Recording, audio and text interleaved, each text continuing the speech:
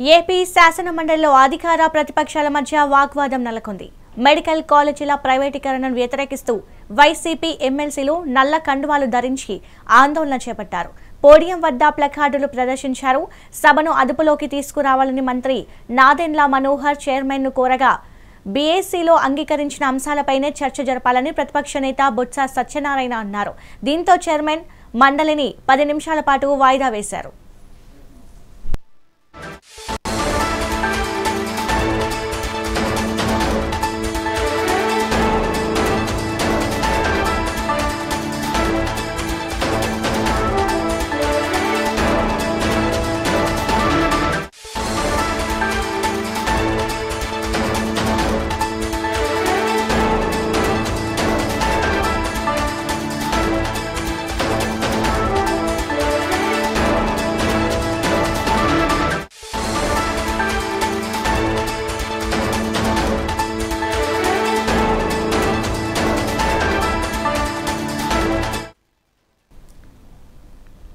AP శాసన మండలిలో అధికార ప్రతిపక్షాల మధ్య వాగ్వాదం నెలకొంది. మెడికల్ కాలేజీల ప్రైవేటీకరణను వ్యతిరేకిస్తూ వైసీపీ ఎమ్మెల్సీలు నల్ల కండువాలు ధరించి ఆందోళన చేపట్టారు. పోడియం వద్ద ప్లకార్డులు ప్రదర్శించారు.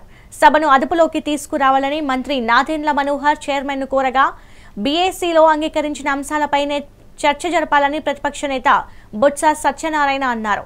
దీంతో చైర్మన్ మండలిని 10 నిమిషాల పాటు వాయిదా వేశారు.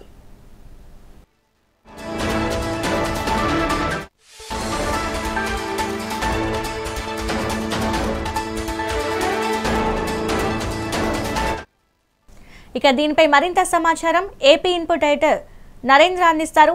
నరేంద్ర, చెప్పండి.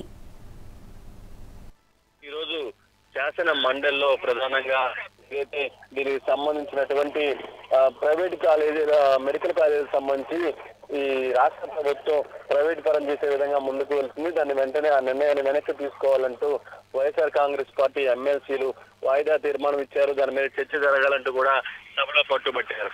అంతకంటే ముందు అసెంబ్లీ ముందు వైఎస్ఆర్ కాంగ్రెస్ పార్టీ ఎమ్మెల్సీలు ఎవరైతే ఉన్నారో వాళ్ళు నల్ల కండవాళ్ళు ధరించి ఇటు శాసన మండలికి వెళ్లారు. గవర్నమెంట్ నిర్మించాల్సినటువంటి ఏదైతే మెడికల్ కాలేజీలు ఉన్నాయో వాటిని నిర్మించే సత్తా లేక వాటిని ప్రైవేట్ పరం చేసి వాళ్ళ కట్టబెట్టేందుకు కూడా కూటమి ప్రభుత్వంలోని పెద్దలు ప్రయత్నిస్తున్నారంటూ పెద్ద ఎత్తున ఆరోపణలు చేశారు.